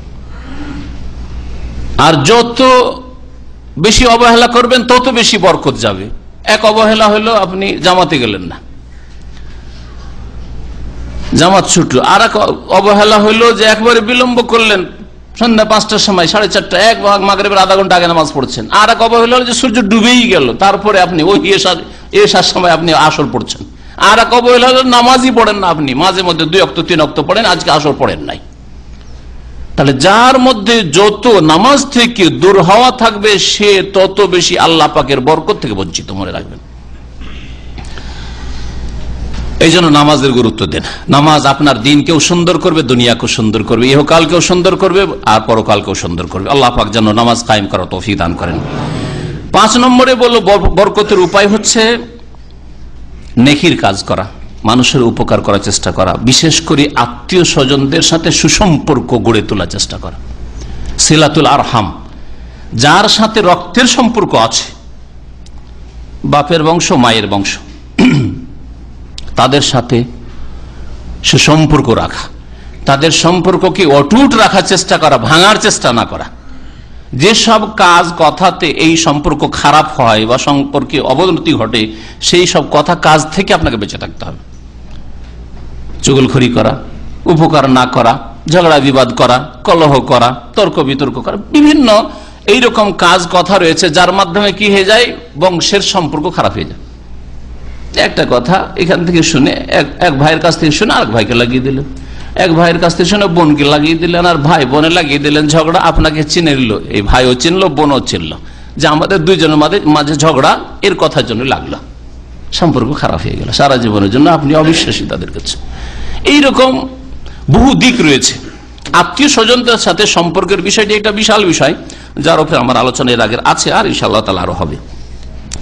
আত্মীয়দের সাথে সুসম্পর্ক রাখা, মানুষের উপকার করার চেষ্টা করা, বিশেষ করে আপনার আশেপাশে যারা থাকছে, আপনার রুমমেট, আপনার কর্মক্ষেত্রের সাথী সঙ্গী, অথবা আপনার সাথে প্রতিদিন দেখা সাক্ষাৎ হচ্ছে, আপনার পাড়া প্রতিবেশীর লোক, এদের সাথে সদ্ব্যবহার করা, এতে জীবনে বরকত নেমে আসে। আপনার শরীরে, আপনার ইলমে, আপনার আমলে, আপনার বাড়িতে, আপনার পরিবার পরিজনে, আপনার ধন সম্পদে, আপনার গাড়িতে, আপনার সবকিছুতে বরকত আসবে ইনশাআল্লাহ। নবী করিম সাল্লাল্লাহু আলাইহি সাল্লামের হাদিস সহিহ বুখারী মুসলিমে রয়েছে, আনাস রাদিয়াল্লাহু তাআলা আনহু থেকে বর্ণিত, নবী করিম সাল্লাল্লাহু আলাইহি ওয়াসাল্লাম বলছেন, মান আহাব্বা ইউবসাতা লাহু ফি রিজকিহি, কেউ যদি পছন্দ করে যে তার রিজিককে প্রশস্ত করে দেওয়া হোক, রিজিকের দ্বারকে প্রশস্ত করে দেওয়া হোক, ওয়া ইউনসা লাহু ফি আসারিহি, আর তার বয়সকে আয়ুকে বৃদ্ধি করে দেওয়া হোক, ফালিয়াসিল রাহিমাহু, তাহলে সে যেন আত্মীয়দের সাথে সুসম্পর্ক করে, আত্মীয়দের সাথে সুসম্পর্ক রাখেন। এর জন্য কিছু খরচ করতে হবে, শুধু মুখের কথাই হয় না, আর শুধু পয়সা দিয়ে আবার হয় না। আপনি পয়সা দিচ্ছেন কিন্তু ভাষা খারাপ, তাতে হবে না। আপনার যেমন কথা কাজ ভালো লাগবে, তেমন কিছু অর্থ ব্যয় করতে হবে আত্মীয়দের সাথে সুসম্পর্ক রাখার জন্য। ইহসান করতে হবে ধন সম্পদ দিয়ে, সময় দিয়ে। অনেক সময় আপনার সময়ের প্রয়োজন, আপনার আত্মীয় সময় দিচ্ছেন না, আপনি ছেলে মেয়েকে সময় দিচ্ছেন না, আপনি স্ত্রীকে সময় দিচ্ছেন না, বাপ মাকে সময় দিচ্ছেন না, আপনি ভাই বোনদেরকে সময় দিচ্ছেন না, মাসকে মাস চলে যাচ্ছে, কোনো যোগাযোগ রাখছেন না। এইরকম যাতে করে না হয়, সময় দেবেন। দেশে গিয়ে আপনি শহরে, পয়সা আছে, শহরে শুধু বাস করেন, আত্মীয় স্বজনকে সময় দেবেন, সময় দিতে হবে, সময় দিতে হবে তাদেরকে, দেখা সাক্ষাৎ করতে হবে। 1 বছর 2 বছর পরে ছুটি গেলেন, ফুফুর সাথে দেখা করলেন না, খালার সাথে দেখা করলেন না, মামাদের সাথে দেখা করলেন না, নানা নানির সাথে দেখা করলেন না, দাদা বুড়ো মানুষ যদি অন্য জায়গায় থাকে সেখানেও দেখা করলেন না, আর বলবেন যে আমার জীবনে বরকত আসবে। কি করে বরকত আসবে? তাহলে বরকতের জন্য আত্মীয় স্বজনদের সাথে সুসম্পর্ক লাগবে। আর সুসম্পর্ক শুধু মৌখিক কথা নয়, বরং কাজে আসলে সুসম্পর্ক হইতে হবে। 6 নম্বর বরকতের উপায় হচ্ছে আল্লাহ পাকের বেশি বেশি জিকির আজকার করা আর কোরআন তেলাওয়াত করা। আপনি কোরআন তেলাওয়াত করুন বেশি বেশি, আপনার জীবনে বরকত আসবে। কোরআন তেলাওয়াত অর্থ সহ করুন, আপনার জীবনে বরকত আসবে। কোরআন তেলাওয়াত, কোরআনের অধ্যয়ন করা, কোরআন চর্চা করা, কোরআন শিখা, শেখানো সবচেয়ে বড় আল্লাহ পাকের জিকির। সূরা আনামের আয়াত নম্বর 92 আল্লাহ পাক ইরশাদ করেছেন, ওয়া হাযা কিতাবুন আনজালনাহু মুবারাক, এই কিতাব যা নাজিল করেছি তা হচ্ছে মুবারক, বরকতময়। তাহলে যে কিতাব মুবারক, বরকতময় কিতাব, সেই কিতাব আপনি পড়বেন, তার অর্থ বুঝবেন, সেটা মানুষের কাছে পৌঁছাবেন, আপনার জীবনে বরকত হবে না? অবশ্যই বরকত হবে। শিখবেন, শিখাবেন, অবশ্যই বরকত হবে। মুবারক এই কিতাব, বরকত আসবে এই কিতাবের মাধ্যমে। আর এই কিতাবের প্রতি কিতাব শিখার পরে যখন আমল করবেন আরো বরকত আসবে। শুধু শিখে নেওয়া যথেষ্ট না, শিখলেন আর আমলে আপনার ত্রুটি এরকম যাতে না হয়। কারণ কোরআনে কারীম শিখার উদ্দেশ্য হচ্ছে কোরআনী জীবন গড়ে তোলা। কোরআনে কারীমের তিলাওয়াত, কোরআনে কারীমের শিক্ষা, কোরআনে কারীমের চর্চা করা, নিজে শিখা অথবা অন্যকে শিখানো, এতে যে বরকত আসে জীবনে, এই মর্মে একটি হাদিস বলি। সহিহ বুখারীতে রয়েছে, নবী করিম সাল্লাল্লাহু আলাইহি ওয়াসাল্লাম বলেছেন, মাজতামা কওমুন ফি বাইতিন মিন বুয়ুতিল্লাহ, কোন সম্প্রদায় যদি কোন একটা ঘরে জমা হয়, আল্লাহর যে কোনো ঘরে, মসজিদ ঘরে হোক আর এমনি কোনো হলে হোক আর বাড়িতেই হোক, যে কোনো ঘরে যদি একত্রিত হয়, ইয়াতলুনা কিতাব আল্লাহ, আর আল্লাহর কিতাব যদি তারা তেলাওয়াত করে, পাঠ করে, ওয়া ইয়াতাদারাসুনাহু বাইনাহুম, আর একজন অপরজনকে শিখায়। আর শব্দের শিক্ষা যথেষ্ট না, এটা হচ্ছে প্রাথমিক স্টেজ। শুধু কোরআনটা শিখিয়ে দিলেন তাজবিদ, আর মনে করলেন কোরআনটা মুখস্থ করিয়ে দিলেন দুই একটা সূরা, আর মনে করলেন বিশাল কাজ করে দিলেন, না, এটা তো প্রথম কাজ করলেন আপনি। কোরআনের অর্থ বুঝতে হবে যে আল্লাহ কি সম্বোধন করছেন আপনাকে।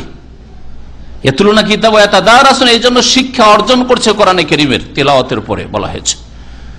তাহলে কি হবে? তাহলে কোরআন শিখেন, শিখান, অর্থ বুঝেন, বুঝান এবং আমল সংশোধনের চেষ্টা করেন।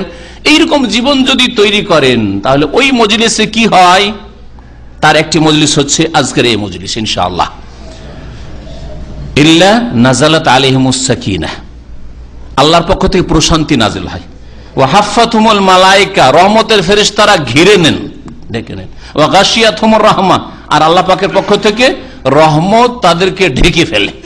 ওয়া যাকারাহুমুল্লাহু ফীমান ইনদা, আর এদের কথা যারা কোরআন শিখে শিখায়, আল্লাহর দ্বীনের কথা শিখে শিখায়, তাদের কথা আল্লাহ পাক তার আশেপাশে যে ফেরেশতার আরশ আজিমের কাছে রয়েছে তাদের সামনে আলোচনা করেন, নাম ধরে ধরে আলোচনা করেন। সুবহানাল্লাহ, আল্লাহ পাকের কাছে আলোচনা হয়। সহিহ বুখারীতে আরেকটি হাদিস এর চেয়ে লম্বা রয়েছে, সময়ের স্বল্পতার জন্য ছেড়ে দিচ্ছি। তাতে রয়েছে আল্লাহ পাক জিজ্ঞাসা করেন যে এরা কি চাই, এরা কি জন্য এসছে, এরা কি জান্নাত দেখেছে, এরা কি জাহান্নাম দেখেছে, এরা কি আমাকে দেখেছে, কেন আমাকে ভয় করে, কেন জান্নাত জাহান্নামকে ভয় করে, জান্নাত কেন চাই ইত্যাদি। তারপরে শেষখানে আল্লাহ পাক ওই ফেরেশতাদেরকে, দরবারের ফেরেশতাদেরকে বলেন যে উশহিদুকুম, তোমাদেরকে সাক্ষী রাখছি, আন্নী কাদ গাফারতু লাহুম, আমি এদেরকে ক্ষমা করে দিলাম। কত বরকতের জীবন, আখিরাত সুন্দর হয়ে গেল। দুনিয়ায় রহমত আপনার 1 ঘন্টা 2 ঘন্টা যা কোরআন এবং হাদিসের মজলিসে থাকলেন, কোরআন তিলাওয়াত, কোরআন শিক্ষার মজলিসে থাকলেন, কোরআন অর্থ বুঝার মজলিসে থাকলেন, ততক্ষণ আল্লাহর রহমত নাজিল হলো, ফেরেশতারা ঢেকে থাকলো, শান্তি নাজিল হচ্ছে। এই শান্তি মনে নিয়ে গেলেন, অশান্তি দূর হয়ে গেল, টেনশন দূর হয়ে গেল। এইভাবে একজন দিনদার পরেজগার মানুষ শান্তির জীবন পায়। আর বড় বড় শাসক আর বড় বড় নেতা শান্তি পায় না, কারণ এই শান্তি থেকে তারা বঞ্চিত রয়েছে। যেই শান্তি কোরআন এবং হাদিসের সাথে যারা জড়িত তারা হাসিল করে থাকে। 7 নম্বরে বরকত হাসিলের উপায় হচ্ছে দোয়া। দোয়া করবেন আপনি। আর এই দোয়ার মনে বহু দলিল রয়েছে কোরআন এবং হাদিসে যে দোয়া করলে বরকত আসে। দোয়াবিহীন বরকত আসে না। দোয়া মানে আল্লাহকে ডাকতে হয়, আল্লাহর কাছে চাইতে হয়, আল্লাহর কাছে যাচ্ছা করতে হয়, কামনা করতে হয়, অন্তর থেকে চাইবেন, কথায়ও চাইবেন, কাজেও চাইবেন যে আল্লাহ তোর কাছে নেব, আল্লাহ তোমার কাছে পাবো না তো পাবো কোথায়, আমার তো কোনো দরবার নেই আর যে কোথাও যাব, আমি তো দরগাহে বিশ্বাসী নয়, দুর্গাতেও বিশ্বাসী নয়, আমাকে তো তোমার ছাড়া কেউ দিতে পারে না, তোমার কোনো শরীক নেই, লা শারীকা লাক, তোমার কোনো শরীক নেই, সুতরাং তোমার কাছ থেকে নেব।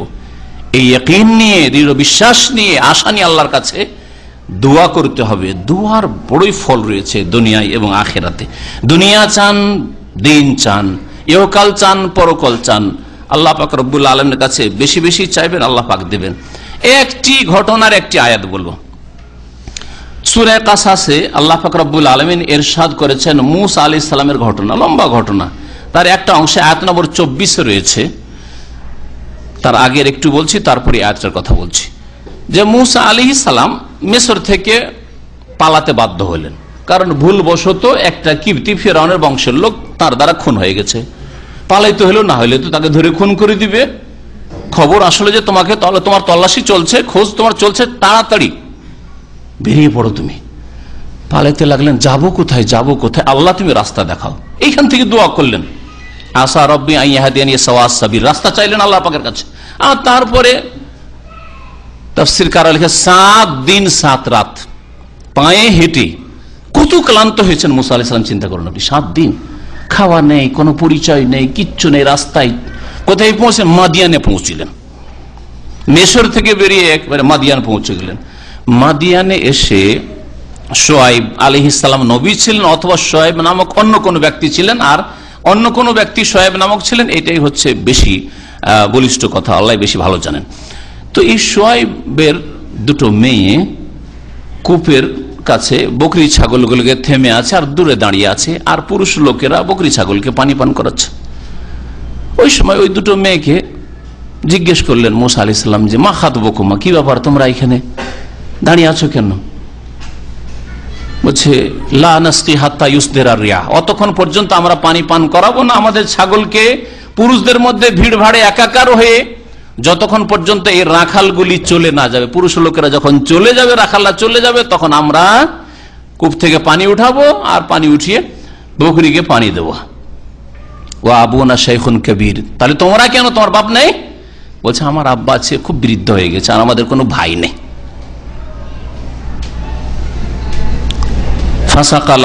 মুসা আলাইহিস সালাম কি করলেন? তাড়াতাড়ি করে পানি উঠিয়ে ওদের ছাগলগুলোকে পানি দিয়ে দিলেন, আর তারপরে ছায়ায় গিয়ে বসলেন, কিছুই বললেন না, আর ফ্রিতে পানি পান করিয়ে দিলেন। পরোপকারী হইতে হয় বলছিলাম, পরোপকারী হইলেও বরকত হয়। একটা কারণ পাওয়া গেল মুসা আলাইহিস সালামের জীবনে, যে উপকার করলেন।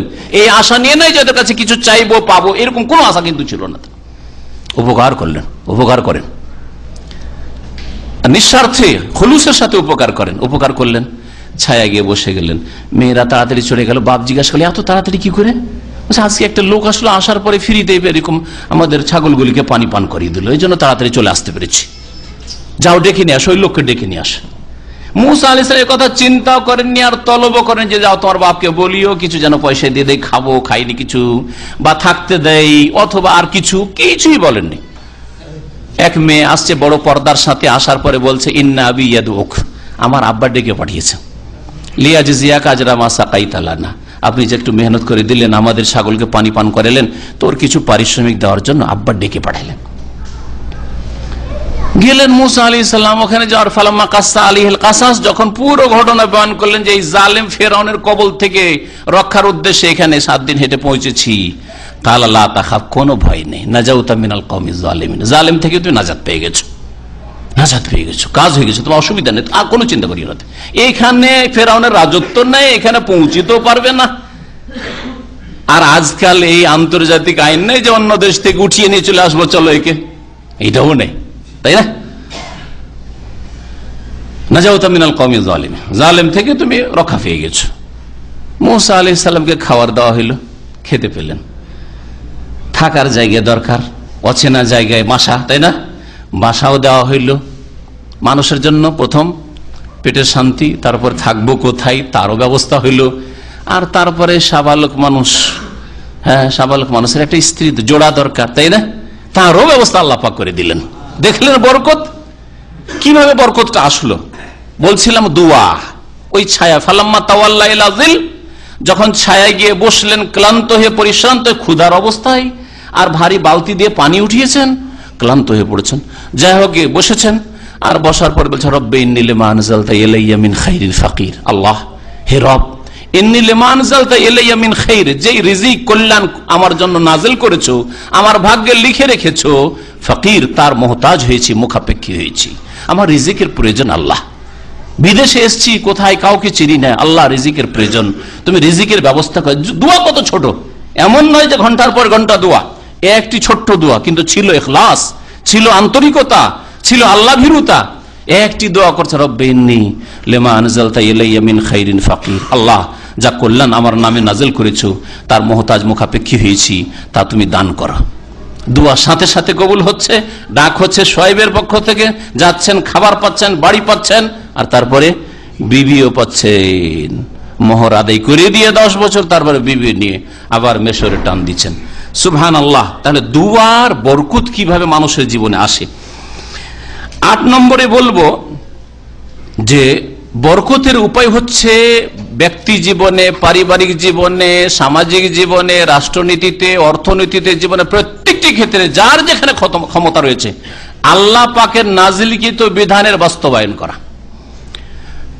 কোরআনী বিধান কায়েম করেন, বরকত নেমে আসবে।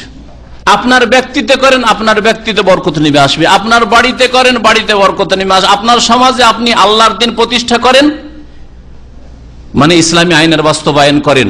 ইসলামী আইন মানে শুধু আইন কানুন না, নামাজটা প্রথম এখান থেকে শুরু করতে হবে।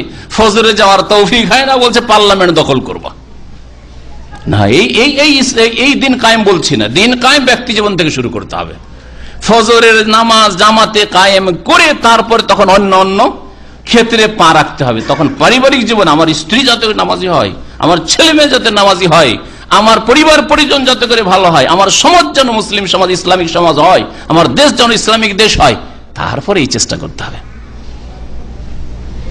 বলছিলাম যে বরকতের উপায় হচ্ছে আপনি জীবনের এই সবগুলি স্তরে আল্লাহ পাকের দিনের বাস্তবায়ন করলে বরকত নেমে আসে। ব্যক্তি জীবনে করলেন, ব্যক্তি জীবনে বরকত নেমে আসে। পারিবারিক জীবনে করলেন, পরিবারে বরকত নেমে আসলো। ছেলে মেয়েরা মাশাআল্লাহ ইসলাম পালন করে, স্ত্রী ইসলাম পালন করে, বরকত নেমে এসছে বাড়িতে।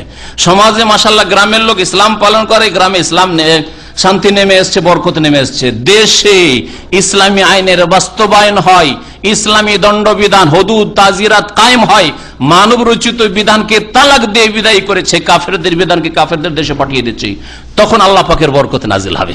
আর কাফেরদের বিধানকে মুসলিম দেশে নিয়ে এসে বাস্তবায়ন করবে আর বরকতের আশা করবে, দারিদ্র মোচন করব, অভাব দূর করব, সবকে চাকরি দেব, বেকার সমস্যার সমাধান করব, আর নারীদেরকে কি করব, নারীদের ক্ষমতায়ন করব, এসব মিথ্যুকদের দল।